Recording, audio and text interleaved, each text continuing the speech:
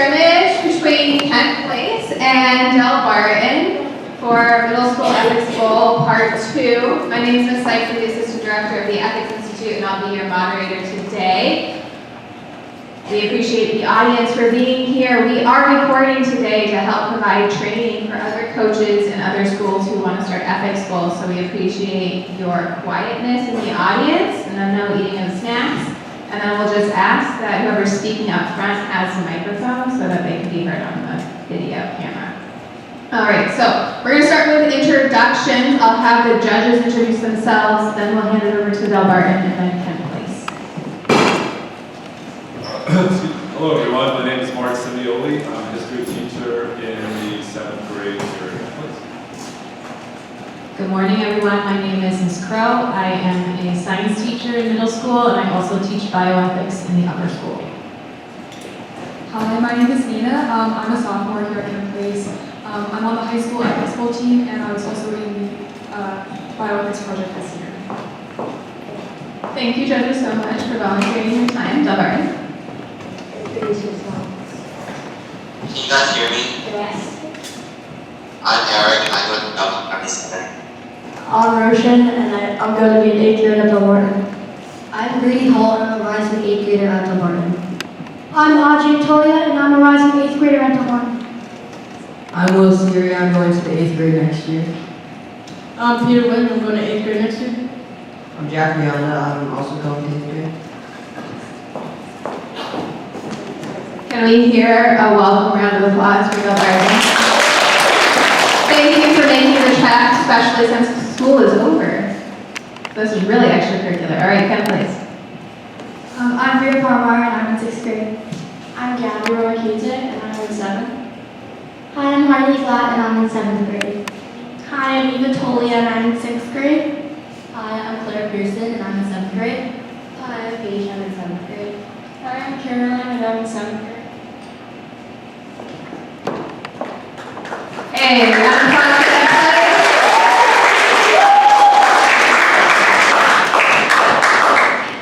Okay, so we're going to have Delbarton call the coin flip, and if they get it right, they get to choose whether they're going first or second.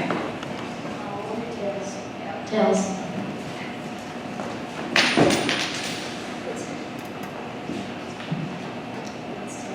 It is tails. First or second? We'll go second. Second. All right, so Kent Place will be going first. We're going to begin the match. From now on, please we ask that you don't consult anyone other than your teammates, Kent Place, and that there's no communication between coaches and the audience with our two teams. We also ask that all electronic devices are muted and put away. Okay? Are you ready? So, you'll have 3 minutes to present. I will knock on the podium when you have 30 seconds remaining. And then if you go over, I'll ask you to finish your sentence. After which, Delbarton, you will have 3 minutes to present. I'll do the same thing. And then we'll have some time to confer, and the judges will be asking you questions. Well, no. You'll have the open dialogue portion, and then we'll have judges' questions, and then we'll have our final question, and the round will be over. So, for the sake of the training video, I want to note that normally there's only 5 students per team. But in the interest of participation, we have allowed both teams to have as many students as they would like. Okay.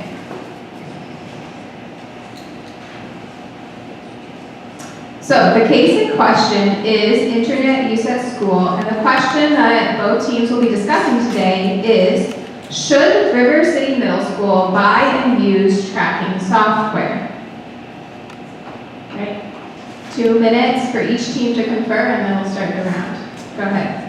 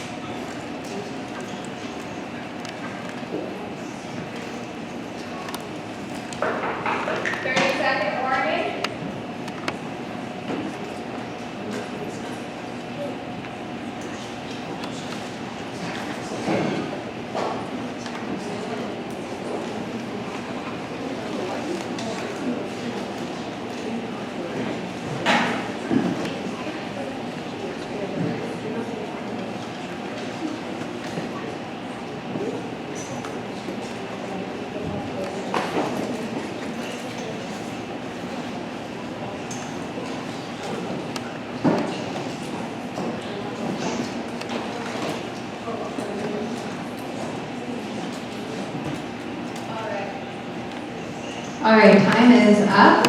We are going to start with 10th place as Team A, presenting on the case. You have 3 minutes, starting now. Welcome Delbarton, judges, teachers, and students. After discussing the case, internet use in school, we have decided that it is unethical for River City Middle School to buy and use tracking software. Our decision was based off of 3 main values: privacy, trust, and responsibility. We considered many different stakeholders while reviewing this case, but the main ones are the students and teachers of River City Middle School. These 2 groups of people are the ones who are going to be the most affected by this new software. Here are our values. When considering the case, our first value is privacy. If the school were to use the software, this would break the privacy rules when using the school Wi-Fi that all the devices are connected to. Additionally, if the software was being used, it would be more efficient to not inform students that they are being monitored. Although this would be more accurate, it would break privacy rules, and students would feel uncomfortable as if they could not share their true feelings. Lastly, we considered and wondered if the tracking software was being used, would this give the school too much power over the students? The second value is trust. Schools should be able to trust the students to make good decisions about what they see on the internet without having to invade their privacy. There's also a bond built between students and teachers, and this bond is built on trust. By installing the software, this bond could potentially be broken. Teachers should also trust the parents to do the at-home parenting, while teachers stick to doing the educating at school. And we also think that the at-home parenting includes monitoring what their kids see on the internet. And when students are older, no one is going to be able to watch what they see on the internet. So this could potentially create bad habits and lead to a lack of responsibility. Trust could also be used on the opposing side by saying, because the students are not adults, the educators might not be able to trust what the students see on the internet just yet.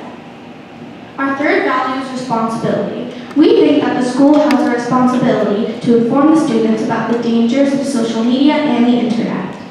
Some others may think that the faculty are installing the software system to keep the students safe because they didn't have those resources when they were younger. Instead of banning the software system, we think that the teachers should ask the students on how they think they would benefit and not benefit from the software. We think that the school has a responsibility to keep the students safe while teaching them. In conclusion, we believe that River City Middle School should not buy and use the tracking software. Based on our 3 values, privacy, trust, and responsibility, if the school goes ahead with buying and using the software will take away the students' privacy, and the students may feel that they cannot search anything up. The school should be able to trust the students who go to the school to search appropriate things while on school's Wi-Fi. The school should be able to teach the students that these issues are not acceptable and that they should not be looking them up, and not that if they do look it up, that they will be getting a red flag. So thank you, and we're excited to hear your perspective on this case. Thank you, 10th place. Judges, please take a few minutes or moments to score Team A 10th place on their presentation. Let me know when you're done, and we'll move over to Team B, Delbarton.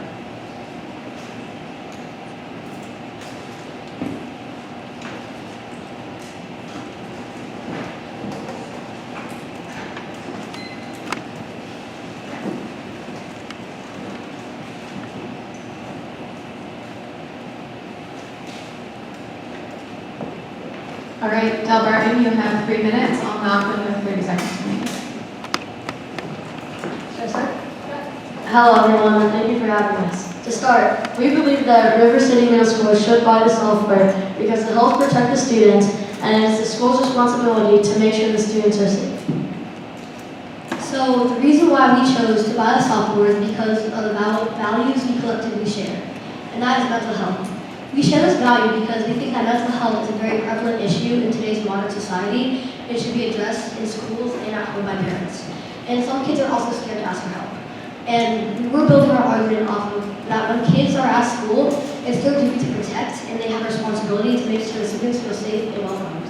And parents may be anxious about their kid if they are aware of their mental health and they're struggling, so it will catch issues early on so no harm is done to students. The value of responsibility is very important in this case.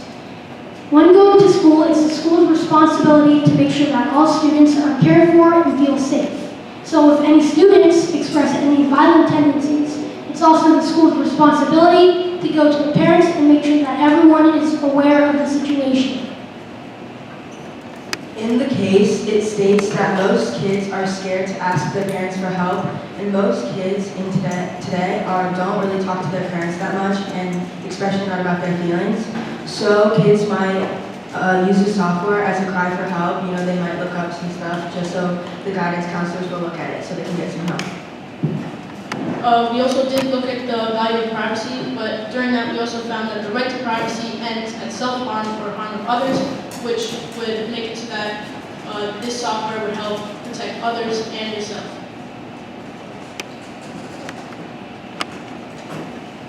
We can see the rest of our time.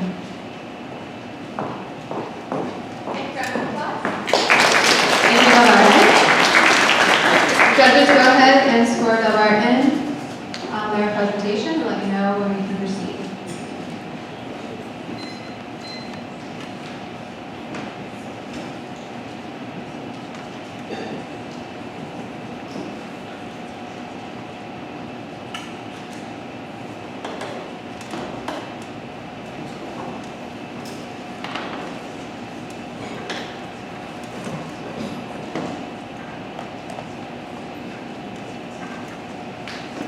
All right, so before we get to open dialogue, each team will have 2 minutes to confer with one another.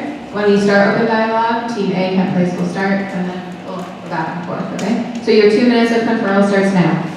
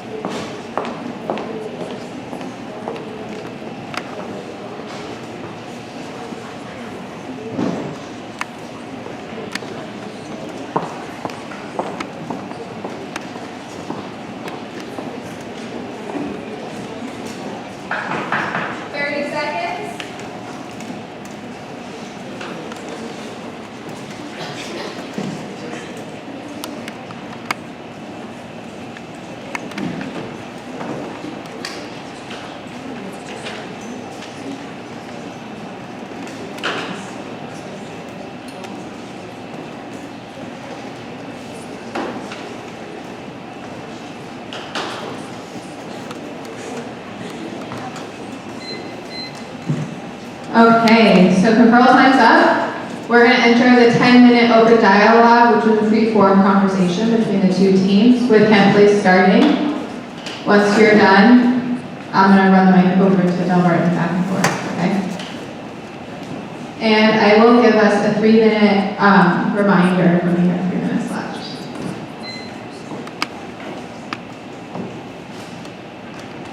Did you consider using live lessons instead of buying a software system?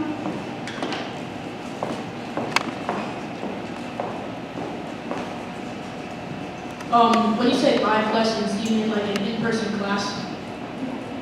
So we actually considered this during our time at school, and we said that doing an in-person class wouldn't really affect kids that do it anyway, because in an in-person class, it's not like the teacher goes around and like looks at, like, they can't see inside your mind what you're thinking, what you're actually thinking. It could be like a mask of what's actually happening, and it could cause for like furtherness into what a person's mental health could be or couldn't be. To elaborate on Peter, if we do have this in-class discussion, then the students will not really pay attention because they'll think that it's just another class and it doesn't really mean anything, but in the end, it does affect mental health, and that's why we think that the software would be a better option. So, as in the article, kids may be scared to ask for help, so we want to know why kids would be scared to tell their parents, but they'd be okay with telling in school.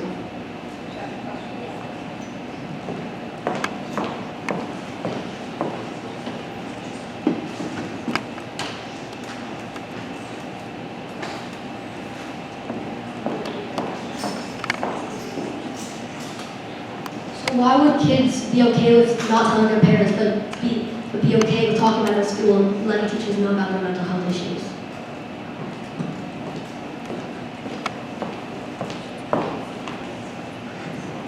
I'm not sure if we know that students are more comfortable talking to the teachers. I don't think that was like stated in the case that kids would be more comfortable talking to teachers than their parents. Some students could actually be ashamed of sharing with their parents because they're so close. They don't want to disappoint their parents because they're our role models. So it's really important. And the school is not as harmful to them, so it's easier for them to open up and speak about it. We also don't know that majority of the students don't want to talk to their parents or anyone about it, and they just search up inappropriate or weird things. It doesn't necessarily mean that they are having issues with mental health. It might just be a habit, and so they don't always need to talk with other people.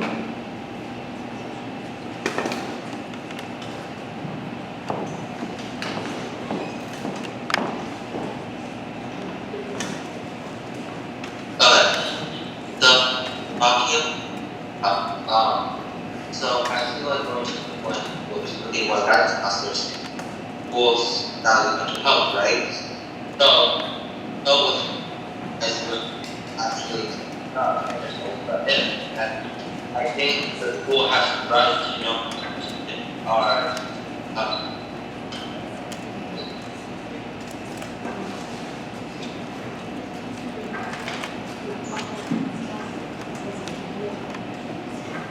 So, in the case, it states that the students are scared to ask for help.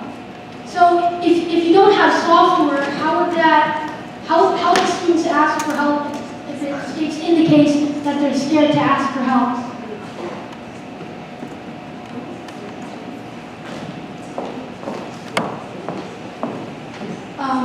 In the case, it doesn't say specifically that all students are scared to ask for help. It says like especially if the students are scared to ask for help, meaning that that the software would be like an extra help.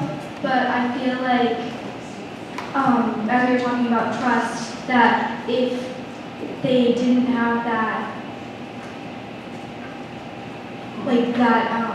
barrier in between the teachers and the students, that maybe the students would trust the teachers a little more if they had that freedom to search whatever they want or like research whatever they want, and once they're done and done wondering and done with their curiosity, then we can be like, okay, now like the teachers aren't doing anything to stop me, maybe I can talk to them now. If a student is really struggling, there could be better ways to handle the situation. For example, maybe I think in our school we have something similar, like there's a Google form where it's anonymous. You can fill out if you are struggling, and maybe like a teacher could address different ways to help. Or you could, if no one's watching you, then like you said, you could feel more comfortable talking to a teacher. There's also outside of school options, like going to a therapist and talking about it, because they're not they're not connected to their outside life, so they don't have any bias towards anything. So the school might and parents might, but a therapist wouldn't. How do we know that a student would be more comfortable talking to a teacher than their parent? Because a lot of kids nowadays don't even have a teacher or a parent they can talk to, so they use the internet as an advantage to look up these things that they can't talk to.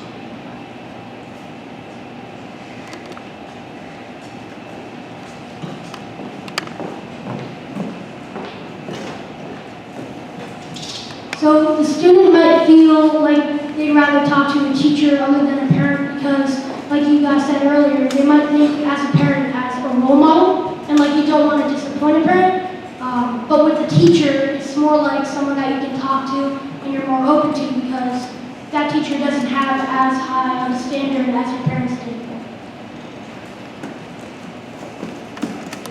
So one question I have for you guys is, does knowing the owner of the computers impact your opinion? So for example, if the school owns the computers, do you still stand by the point that they should not download this software? All right, we have 3 minutes.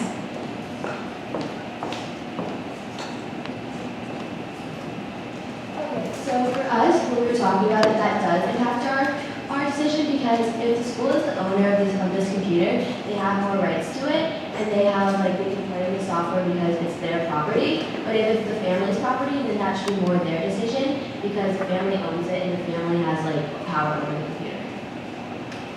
Like for the computer, they own it, they can do whatever they want to it, but whenever the student's personal devices is hooked onto it, they can see their search history and whatever they're searching, which isn't fair because it's their personal devices, which they pay their own money for.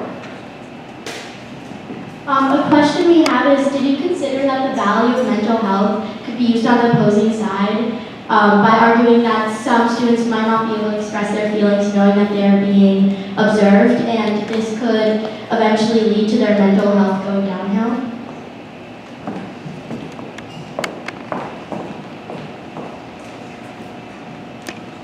So we thought that having this software would actually encourage people to, instead of looking stuff up on the internet, instead just go straight to the counselors because instead of risking being flagged and then being forced to go to a counselor, they go there at their own free will because they felt that they needed help.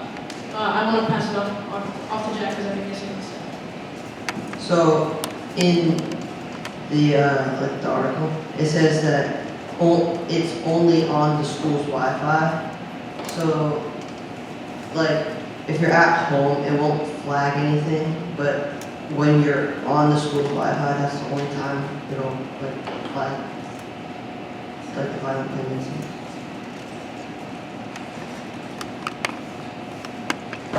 So this is what Eric wanted to say, if you can get it out. In middle and high school, there's going to be more counselors because the schools value mental health. Middle schoolers and high schoolers are teens, and teens are very vulnerable to mental health issues. This is why the schools should have the right to know if their students are having problems before it gets too late.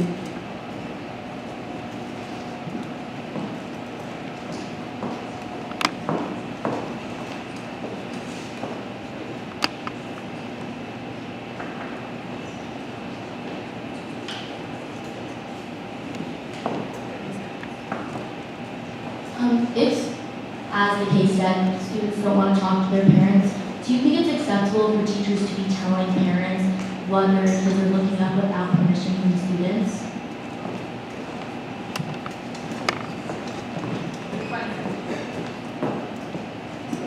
As we said before, we think the right to privacy ends at self-harm. So as you guys said, your value is privacy. Although privacy is very useful to kids, I don't think there's any privacy between the parents. There shouldn't be any privacy when they're about to harm themselves because it can help them instead of hurt them. And the one last thing is that I believe Eva said earlier that teachers have responsibility to inform their students of online safety. But for most teachers and core classes especially, this is not part of the curriculum. And also the students are still young and may have decisions they regret. So even if teachers do inform them, chances are that some may not understand and will still make online mistakes that should be flagged for safety. All right, thank you both teams. Can we get a round of applause?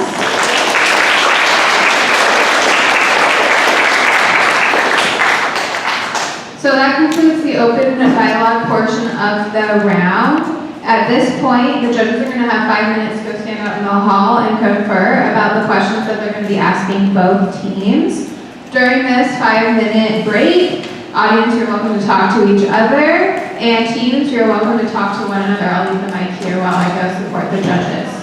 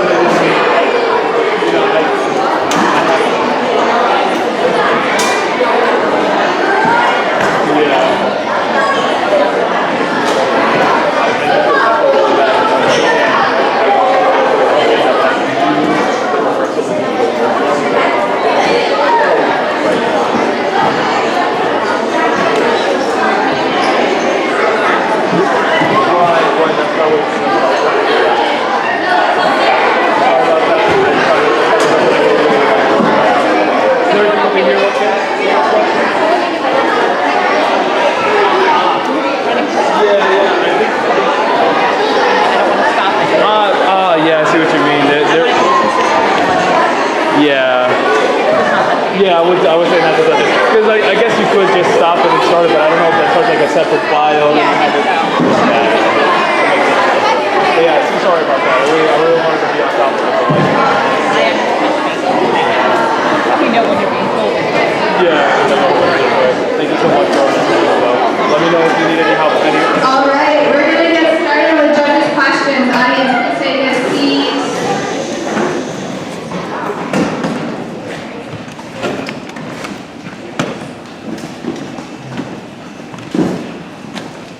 So I'm going to moderate the judges' questions just to make sure each team has roughly the same amount of time. And I believe the plan is one question to one team, one question to the other team, and the third question to both teams. And then after that, who knows if we have more time.